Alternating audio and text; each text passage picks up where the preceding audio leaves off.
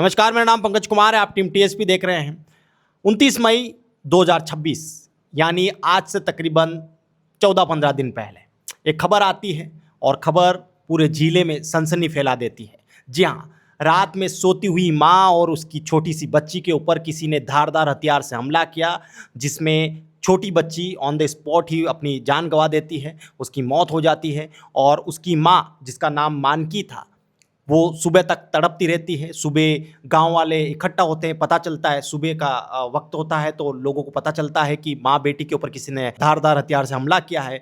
तो लोग जो हैं और परिवारजन जो हैं माँ और बेटी दोनों को अस्पताल लेकर आते हैं। अस्पताल में जो कमला या कह लीजिए कला नाम जिस बच्ची का था, उसे डेथ घोषित कर दिया जाता है। और जो मानकी थी, जो माँ थी, उसको उदयपुर रेफर किया जाता है इलाज के लिए। लेकिन मानकी भी जल्दी ही दम तोड़ देती है, वो भी अपनी जान गंवा देती है इस हमले में।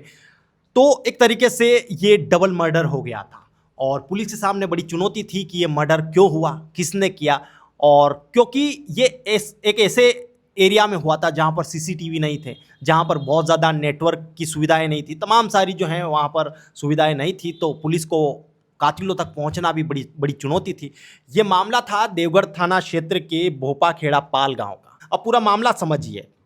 जो मानकी, जो माँ थी और बेटी, इनके साथ और कौन रहता था? एक बच्ची और रहती थी। लेकिन वो उस दिन, जिस दिन उनके ऊपर हमला हुआ, वो किसी शादी में गई हुई थी, तो वो इस हमले में बच गई। इसके साथ ही इनके जो मानकी है, इनका पति जो है वो, और बच्चा जो मानकी का बच्चा है, वो दोनों ही कहीं पर काम करने के लिए गए हुए थे, मजदूरी के लिए बाहर गए हुए थे। राज संबंध बताया गया। जी हाँ, ये दोनों ही राज संबंध काम करते थे, मजदूरी करते थे और अपना घर का एक तरीके से गुजारा करने के लिए ये लोग बाहर काम करने के लिए गए थे। लेकिन उसी वक्त किसी ने अकेला देखकर माँ मानकी पर और छोटी बच्ची पर धारदार हथियार से हमला करते हैं और उनकी जान चली जाती है। इसके बाद पुलिस के लिए बड़ी चुनौती बन जाती है। पुलिस लगातार छानबीन करती है। जी हाँ, पुलिस अधीक्षक बी आदित्य के नेतृत्व में एक टीम मतलब टीमें बनाई जाती है। FSL team, MOB team, dog squad और साइबर टीम। ये तो उसी दिन जाती भी है, 29 जुलाई को वहीं पर मौके पर जाती है और छानबीन करती है।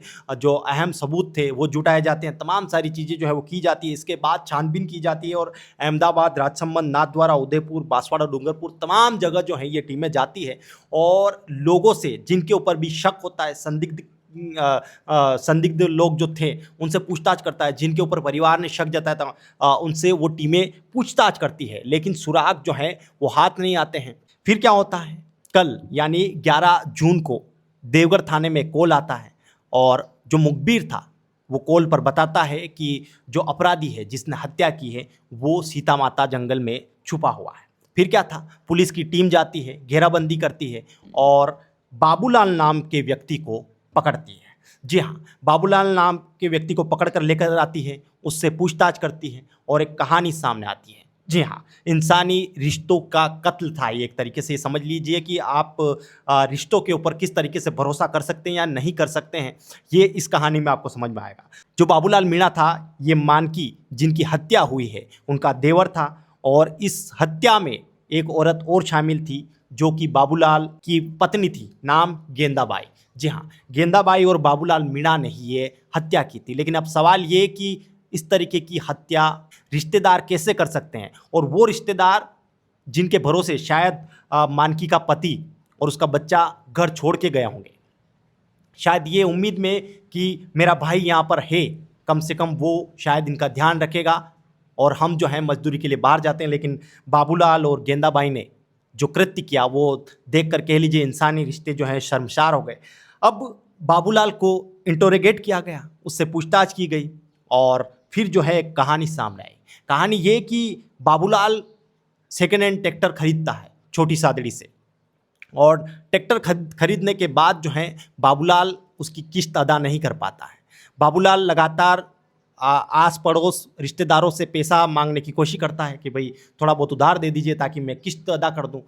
कहीं से भी उसको पैसा नहीं मिलता है। थक हार के 28 मई को घर पर आता है, अपनी पत्नी गेंदाबाई को बताता है कि पैसे का जुगाड़ नहीं हो रहा है और अगर पैसा नहीं भरा तो कि फाइनेंस जो कंपनी है वो कह रहे हैं कि हम जो है ट्रैक्टर उठाकर ले जाएंगे। तो ये सारा कुछ चल रहा था। गेंदाबाई और दोनों बाबूलाल सोचते हैं कि पैसे का जुगाड़ कहाँ से किया जाए, क्या किया जाए। किस्त भी भरनी है, क्योंकि ये लालच भी था कि ट्रैक्टर जो है अब लेकर आ गए हैं, उसको अगर नहीं भरेंगे किस्त तो वो लेकर चले जाएंगे, और किस्त भर देंगे तो शायद उससे 2 पैसे कमा पाएंगे। ये सारी तमाम चीज़ें जो है चलती रहती है। तभी गेंदाबाई और बाबूलाल के दिमाग में एक ऐसा आइडिया आता है जो बहुत ही खौफनाक था। जी हाँ, गेंदाबाई कहती है कि मानकी जो है उसके पास चांदी और सोने के जेवरात हैं, उनके पास पैसे भी हैं, तो क्यों ना हम मानकी के घर में लूट मचाते हैं और चोरी करते हैं और वहाँ से जो है पैसा चुरा लेते हैं।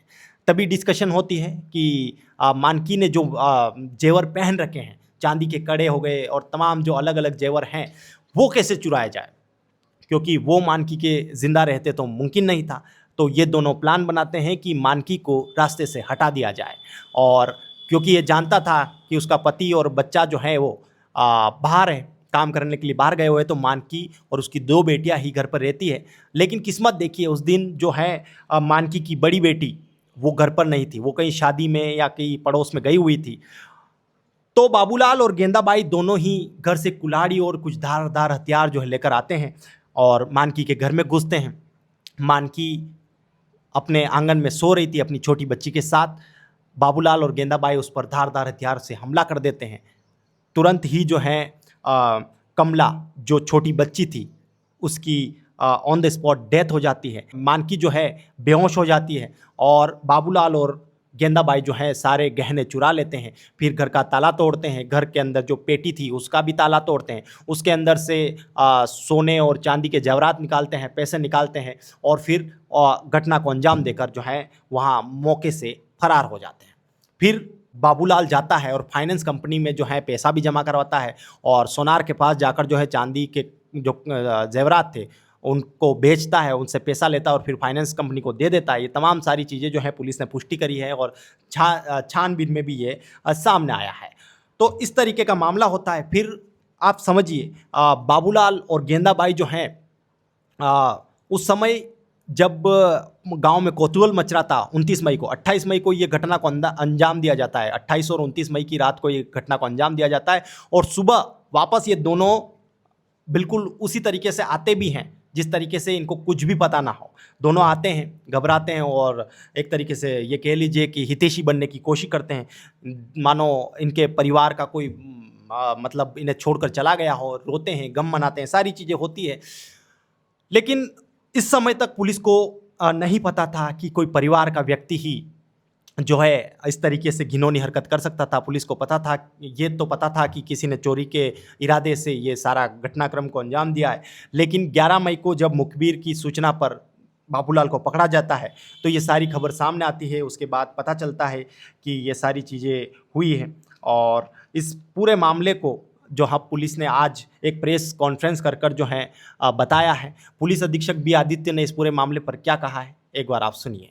28 मई रात को बोपाखेड़ा पाल एक गांव है देवगढ़ थाना क्षेत्र में, वहां पे एक डबल मर्डर का घटना कारित हुई थी। उस घटना का मौके का निरीक्षण एफएसएल टीम डॉग स्क्वाड द्वारा की गई थी और उसमें मुकदमा दर्ज करके अनुसंधान की गया था। तो अनुसंधान में ये पाया गया कि उसी गांव का रहने वाले 2 व्यक्ति, एक बाबूलाल और उसकी पत्नी गेंदाबाई ने इस घटना को अंजाम दिया था। इन्होंने माँ और बेटी की मर्डर किया था और ये अनुसंधान से पुष्टि भी हुई है। तो पुलिस टीम जिसकी विशेष भूमिका रही है, लगभग 27 नाम है। 27 के 27 नाम लेना तो ज़्यादा मुश्किल हो जाएगा और वीडियो भी लंबा हो जाएगा, इसलिए मैं आपको स्क्रीन पर लगा देता हूं, तो आप पढ़ भी सकते हैं कि किसकी क्या भूमिका रही है इस पूरे मामले में। तो ये एक दर्दनाक मामला था जिसका आज खुलासा हुआ है। पुलिस ने प्रेस कॉन्फ्रेंस करके बताया भी है किस तरीके से पूरा घटनाक्रम हुआ है। मेरा नाम पंकज कुमार है, आप टीम टीएसपी देख रहे हैं। कॉमेंट ज़रूर कीजिए। धन्यवाद।